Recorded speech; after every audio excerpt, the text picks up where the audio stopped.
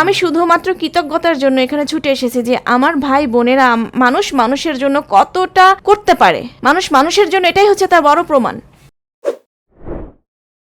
আমি ফারজানা। 2017 লাস্টের দিকে ফেসবুকে আরিফুর নামে একটা ছেলের সাথে আমার প্রায় 3 বছর ভালো লাগা ভালোবাসা। এরপর আমরা সিদ্ধান্ত নেই যে বিয়ে করব।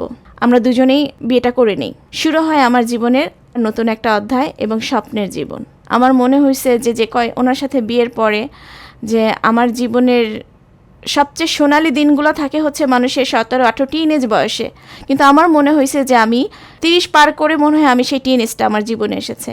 আমার নতুন জীবন, নতুন সংসার, মানে সব কিছু মিলায় সোনায় সোহাগা। তো 20-এ তো আমাদের বিয়ে হয়, 2021-2022 2 বছর আমাদের খুব সুন্দর মুহূর্ত কাটে। তারপর 2023-এ এসে আমরা দুজনেই প্ল্যান করি যে আবার আমাদের লাইফের জন্য কিছু একটা করা দরকার। এবার উনি বিদেশ যাবেন। তো ঠিক ওই মুহূর্তে ধরা পড়ে যে আমার হাজব্যান্ডের 2টো কিডনি নষ্ট হয়ে গেছে। আসলে এই জিনিসটা শোনার জন্য আমি কখনোই প্রস্তুত ছিলাম না। এই জিনিসটা নেওয়ার মতো সেই রকম শক্তি আমার কখনোই ছিল না। যখন আমি শুনলাম এই কথাটা, বুঝতে পারি যে কিডনি ছাড়া মানুষ বাঁচতে পারে না। কিন্তু আমার স্বামীকে তো বাঁচতে হবে, আমার স্বামীকে বাঁচতে হবে, আমার জন্যই বাঁচতে হবে, কারণ আমার স্বামী হচ্ছে আমার দুনিয়া। একটা কথা বলি, মানুষের কাছে সন্তান কিন্তু অনেক যত্নের হয়, অনেক ভালোবাসার হয় নিজের জীবনের চেয়েও। কিন্তু আমি কিন্তু আমার সন্তানকে ভালোবাসি, কিন্তু আমার সন্তানের চেয়ে বেশি ভালোবাসি আমার স্বামীকে। এখন অনেকে প্রশ্ন করতে পারেন তাহলে আমি কেমন মা? আমি আসলে সবার সাথে একমত হতে পারবো কিনা জানি না, আর আমার সাথে কেউ একমত হতে পারবে কিনা আমি তাও জানি না। আমি যখন হসপিটালের দাঁড়ে দাঁড়িয়ে ঘুরছিলাম আমার হাজব্যান্ডের জন্য, দিন নাই রাত নাই, আমার পথে এরকম অনেক পথিক ছিল ওখানে। হসপিটালে তো সুখে কেউ আসে না। তো আমি দেখলাম যে অধিকাংশ, শতকরা 90%ই হাজব্যান্ড ওয়াইফ, বাবা মাও কম, ছেলে সন্তানও কম। 70 বছর 55 বছর এরকম কাপলদের দেখতেছি যে নিজেই নিজেকে কেয়ার করতে পারতেছে না, কিন্তু সে হাজব্যান্ডের সেবা করে যাচ্ছে, তার ক্যাথেটার পরিষ্কার করে দিচ্ছে। এই 5তলা 6তলা থেকে নেমে নেমে মানুষটা নিজেই হাঁটতে পারে না। আমি কিন্তু সন্তানদেরকে দেখিনি, এবং আসলে ওনাদের মেন্টালিটি দেখে মনে হলো যে না, বাচ্চারা আসলে ঝামেলা মনে করে জিনিসটা, যে বাচ্চাদের কাজ আছে। আমি সবার কথা বলবো না। তো যাই হোক, পরবর্তীতে না আমার সন্তানের কথাও ভাবিনি, নিজের কথাও ভাবিনি। যখন আমি শুনলাম আমার হাজব্যান্ডের 2টো কিডনিই নাই, আমি সিদ্ধান্ত নিয়ে নিলাম যে আমি আমার হাজব্যান্ডের পাশে থাকবো। যেহেতু আমি ওনার অর্ধাঙ্গিনী, এবার সত্যি সত্যি অর্ধাঙ্গ হয়ে গেলাম। আমার কিডনিটা আমার হাজব্যান্ডকে দিব। যাই হোক, এটার জন্য আসলে আমাকে অনেক স্ট্রাগল করতে হয়েছে। একজনের অর্গান আরেকজনের ভিতরে যাওয়া তো চারটিখানি কথা না। এটার জন্য অনেক স্ট্রাগল করতে হয়েছে, অনেক রিপোর্ট করতে হয়েছে, এবং এটা অনেক টাকার খেলা। তো আমি হচ্ছে মধ্যবিত্ত ঘরের বউ, আসলে ওরকমভাবে আমাদের কাছে কোনো টাকাই ছিল না। TapTapSend একটি সম্পূর্ণ লিগ্যাল মানি ট্রান্সফার অ্যাপ।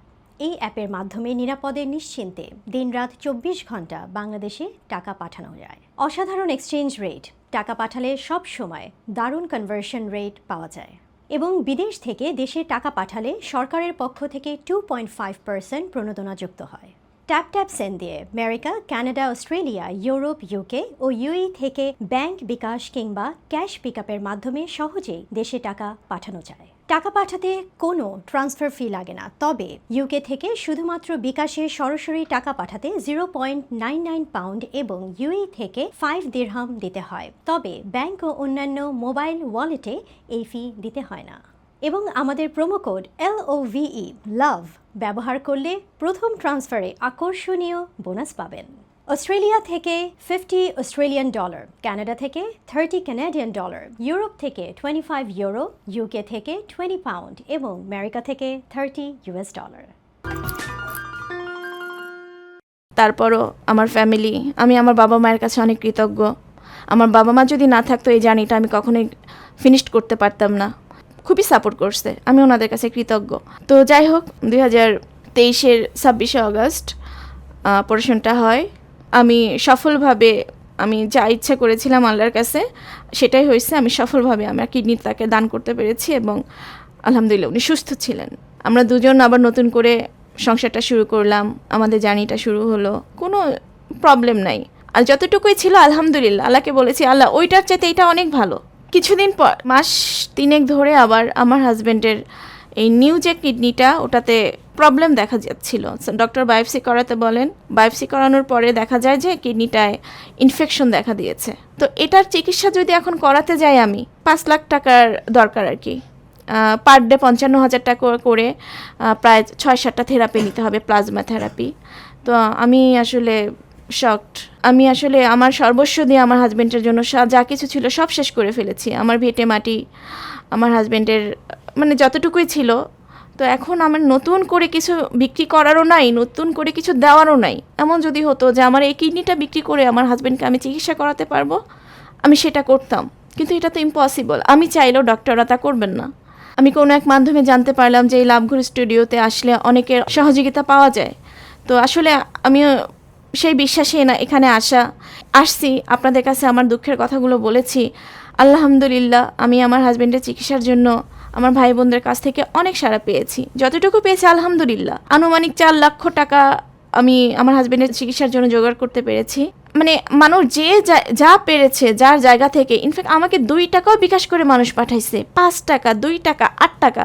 আমি আপনাদের কাছে এতটাই কৃতজ্ঞ বলে বোঝানো যাবে না। আপনারা নিজেদের মতো করে যার মানে আপনারা আমার ভাই না, বোন না, আমার ব্লাডের কেউ না। একটা আপু তো ফোন করে আমাকে বলতেছে যে আমার এপিসোডটা দেখতেছে আর সে কান্না করে দিতেছে, বলতেছে বোন আমি তোমার এপিসোডটা দেখতেছি আর কান্না করে দিছি। একটা মানুষ এতটা ভালোবাসতে পারে স্বামীকে? আমি মানে ওই আপুটা আমাকে সর্বোচ্চ সহযোগিতা করেছেন। এবং শুধু ওই আপুই না, অনেক ভাইয়ারা দেশ বিদেশ সবাই, শুধু প্রবাসীরাই না, দেশের মানুষ আমাকে পাঠাইছে। আমি আমার ভিতর থেকে তাদের প্রতি কৃতজ্ঞতা বোধ করি যে তারা এতই মহান। এই মানুষগুলো শুধুমাত্র আমার মুখের কথা বিশ্বাস করে একটা মানুষকে বাঁচানোর জন্য তাদের কষ্টার্জিত এই টাকাগুলো যতটুকুই পারুক সে তার জায়গা থেকে আমাকে পাঠাইছে। তো আমার হাজব্যান্ডের চিকিৎসা অলরেডি শুরু করে ফেলেছি। আমি এই মাত্র হসপিটাল থেকে এখানে আসলাম, অনেকগুলো টেস্ট করে আসলাম এখানে। হয়তো ঈদের পর পুরোপুরিভাবে আমরা হসপিটালে অ্যাডমিট হয়ে যাব। আমি শুধুমাত্র কৃতজ্ঞতার জন্য এখানে ছুটে এসেছি যে আমার ভাই বোনেরা মানুষের জন্য কতটা করতে পারে। একটা মানুষ আর একটা মানুষের জন্য, এটাই হচ্ছে তার বড় প্রমাণ। দেশ বিদেশের ভাই ও বোনেরা যে আমাকে যতটা হেল্প করেছেন আমার স্বামীর জীবন বাঁচানোর জন্য, আমার এতে হোক বা না হোক আমি আপনাদের কাছে চিরকৃতজ্ঞ। যখন আমরা দুজন একসাথে থাকি, এই মানুষগুলোকে নিয়ে আমরা কথা বলি, আমার হাজব্যান্ড তো মানে এদের প্রতি এতটাই সদয়, এতটাই কৃতজ্ঞ, উনি নিজ থেকে তাদের সাথে কথা বলতে চায়, উনি নিজ থেকে তাদেরকে শুকরিয়া জানাতে চায়, ধন্যবাদ জানাতে চায়। মানে আসলে মুখে বলে তো এই ধন্যবাদ কৃতজ্ঞতা প্রকাশ করা যায় না, অন্তর থেকে দোয়া করি। আমি রোজার দিনে, আমার হাজব্যান্ড রোজা রাখতে পারে না, আমি রোজা রাখি, রোজার দিনে আমি বলতেছি অন্তর থেকে তাদের জন্য দোয়া করে দিই। তিনি যে উছিলায়, যে আশায় আমার হাজব্যান্ডের জীবন বাঁচানোর জন্য আমাকে উপকার করেছে, আল্লাহ তার মনের আশা পূরণ করুক। অ্যাকচুয়ালি যারা টাকা দিয়েছে শুধু তাদেরই না, আমি যারাই আমাকে ফোন করেছে, অনেকেই আমাকে ফোন করেছে আমার হাজব্যান্ডের অবস্থা জানার জন্য। তো আমি শুধু তাদেরকে একটা কথাই বলেছি এবং আবারও বলবো যে আপনারা টাকা দেন বা না দেন, আপনারা মন থেকে দোয়া করেন আমার হাজব্যান্ডের জন্য। কারণ টাকা না, আপনাদের দোয়াটাই দোয়ার উছিলায় আল্লাহ হয়তো আমার হাজব্যান্ডকে আবার সুস্থ করে দেবে। আমি ধন্যবাদ জানাই লাভগুরু স্টুডিওকে, এবং লাভগুরু স্টুডিওর মাধ্যমে আমাকে যেসব ভাইয়েরা সহযোগিতা করছেন, আমি আন্তরিকভাবে তাদের জন্য দোয়া করি। আর মন থেকে দোয়া করি রমজান মাসে আল্লাহ যেন তাদেরকে ভালো রাখে, তাদের পরিবার সবার জন্য দোয়া করি, আল্লাহ তাদের সবাইকে ভালো রাখুক। আমারে এত টাকা সহযোগিতা করার জন্য আমি অনেক খুশি, আল্লাহর দরবারে লাখ লাখ শুকরিয়া।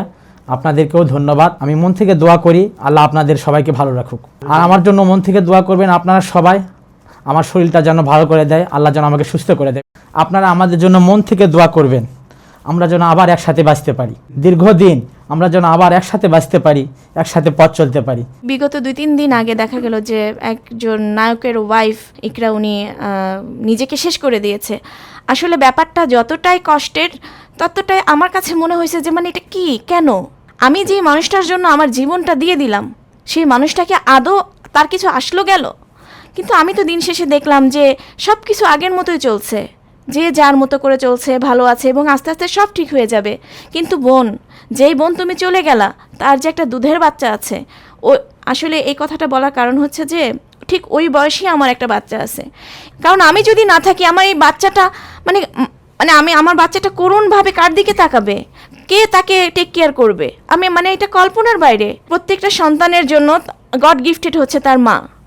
একটা মা যদি একটা সন্তানের জীবনে না থাকে, এই পরকীয়ার মতো ফালতু কারণে যে একটা সংসার শেষ হয়ে যাবে, নিজেকে শেষ করে দিবে, সংসার শেষ হয়ে যাক, কিন্তু নিজেকে যে শেষ করে দিবে, নিজের বাচ্চাটার কি হবে, এটা কখনো ভেবেছেন? সেই সময় আমি আমার বাচ্চাকে অবলম্বন করে বেঁচে ছিলাম শুধুমাত্র আজকের দিনের আশায়, এবং সেই দিনটা আল্লাহ আমাকে দিয়েছে।